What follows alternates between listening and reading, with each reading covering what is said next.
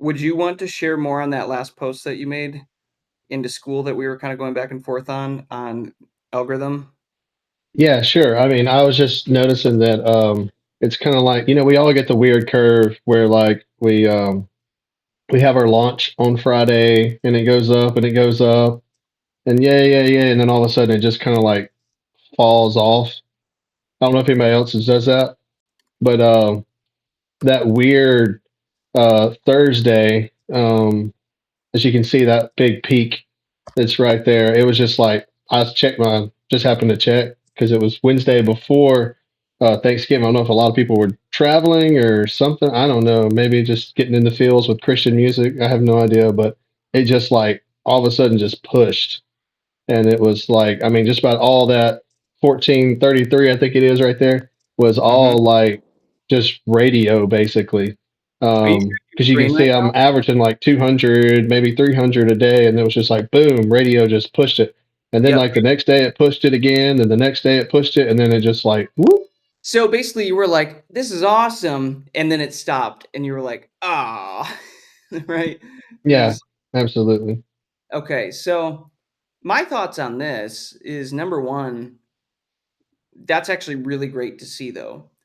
When Joey and I were getting started with everything 5 years ago, we would see that so frequently as we started intentionally marketing the music and getting more data.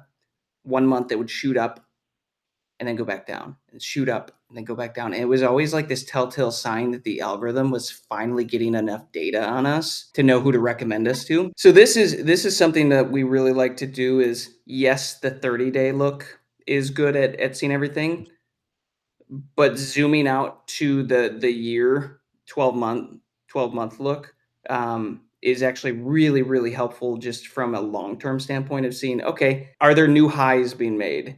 And it's pretty obvious that yeah, the algorithm is absolutely starting to figure you guys out. You didn't start releasing till what, 8 months ago, 10 months ago? It was February, and you see where those spikes actually start. That was when the anthem code came in. So good job, guys. There it is, wonderful. Wait, So yeah, dude, this is great. My only encouragement here is how, to get you thinking, how do I get more accurate data faster? And not just streams, saves, high intent rate, playlist ads, stuff like Yeah. that. And if you can combine that with playlist support, that is a beautiful thing. Get discovery mode activated if they're going to give it to you yet, if you haven't gotten it yet. And just do those three things consistently. And if you can do that consistently, then it's just a game of how do I put out more music? The music part is easy except for doing the marketing stuff behind the scenes is what takes so long. Having y'all in the back mhm. pocket really, really helps. Doing the meta ads too. So I'm basically just doing you guys with playlisting and then the ads, hoping to drum up more followers, all that kind of stuff with the ads and Yep. letting y'all Adds figure out adds to Spotify your through that. playlist. You can still make a splash with $10 a day. Um, that's where we started back in the day. Absolutely. So I've noticed it's a lot harder though in Christian music because like I threw up that pop Christian and like people love anything with pop in it. It just like, I mean, you put Forrest Frank on something and it's just like Mhm. it's like hotcakes. You can sell it anywhere you want to. You do like that more, what we kind of do, the more worship style. I mean, it sounds like you're doing it right. Like, you're on the same trajectory of, like, when we started. I think we started at $5, $10 a day at the very beginning, and we just kept yep. snowballing the money back into the ads over a period of time. Then we just kept slowly raising the budgets and stuff, and then Yep. growing more playlists at the same time, and like really just kind of doing that whole game. But like that's really good to see. I'm still looking at your chart here of those little spikes where they're just like testing things out, and that's the algorithm right there. Yeah. Yeah. So, dude, honestly, at this level of the game, it's how do you get more music out, and how do you do what you're doing just at a higher scale at this point? And again, we've talked about it a little bit. Money, funding for man. Okay, I can do $10 a day, but what would I have to do to be able to do $50 a day? What would that do? Like, what impact would that have on the songs? And then also, man, how many songs did you release this year? 8? 8. Yeah. Yep. So next year it's like, okay, what's your goal for next year? How many songs could you reasonably drop next year? Could you do one a month?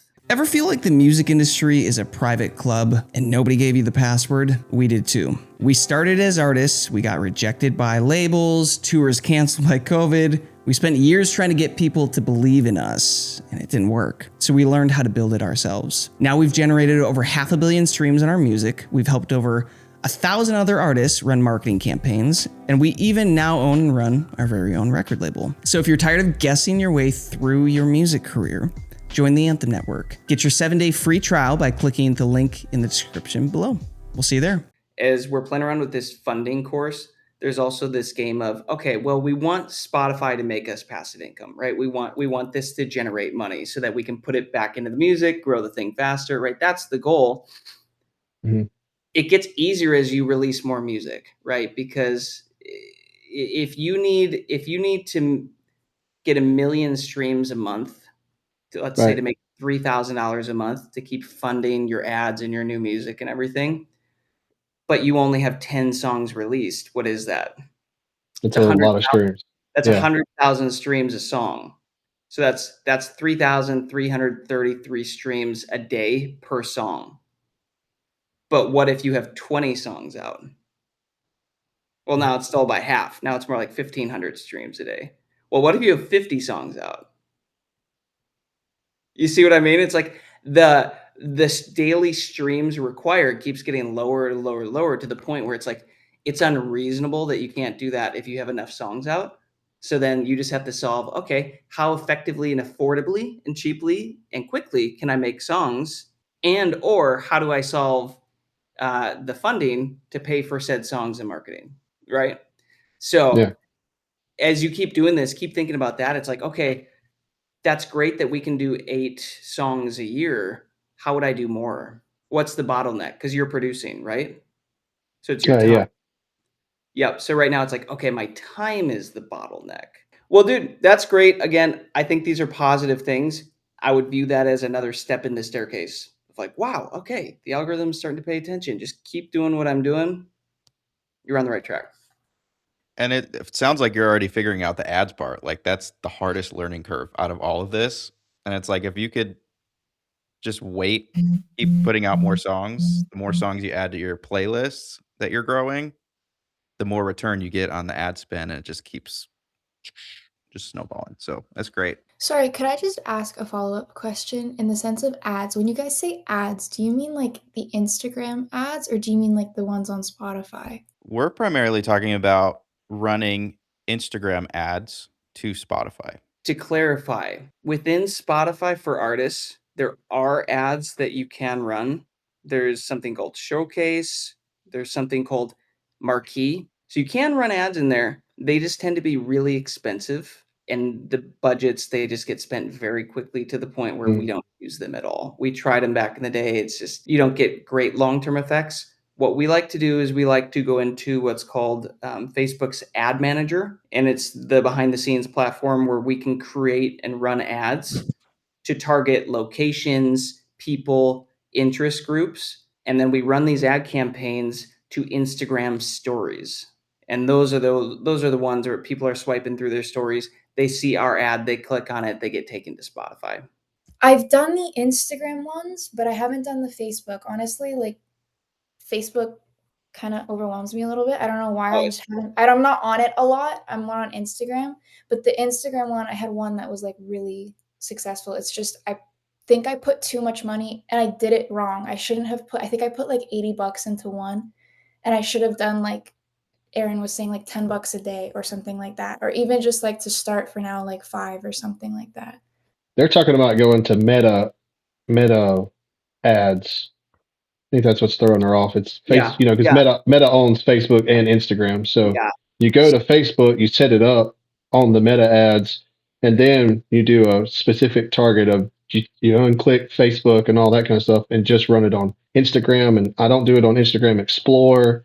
I just do stories, reels, and like one more reel something. There's like 4. There's not many Okay. Instagram clicks to click on. So Yeah. Yeah. Good to Another know. way that I can explain it to is like on Instagram and Facebook, they give you the option to just dump money on a post that you already have, and that is what you did, like the boosting a post. But what a lot of like businesses use is it's a separate website that you have to log into. It's all through your like Facebook and Instagram account. It's all kind of tied. It's your Meta On account. desktop, by the way, like on your computer. Not Yep. on your And phone. that's like, it's like times 100 in terms of like trying to like learn the whole dashboard and connecting everything. But like, this is what like the businesses use on the back end.